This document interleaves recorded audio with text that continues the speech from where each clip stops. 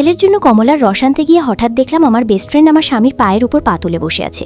কিছু বললাম না, শুধু স্বামীর কাঁধে আলতো করে চাপড় দিলাম।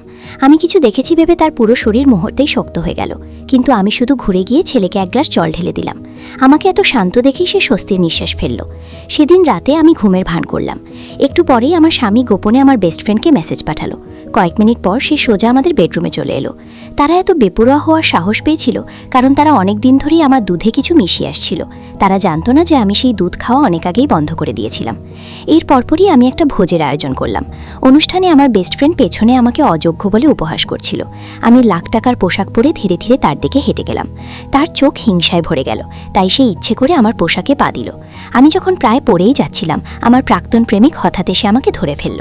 তাকে ধন্যবাদ দিয়ে জোর করে আমার পোশাকটা টেনে নিলাম।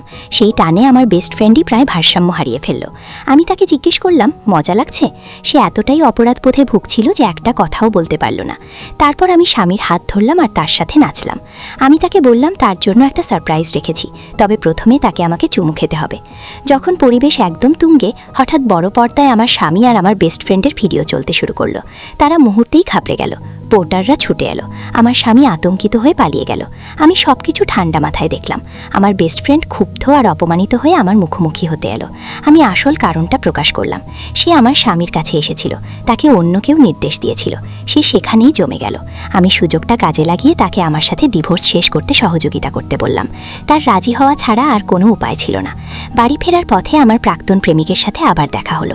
আমি ভাবলাম সে হয়তো আবার সম্পর্ক জোড়া লাগানোর সুযোগ খুঁজছে, কিন্তু সে বলল সে বডিগার্ড পদের জন্য আবেদন করছে।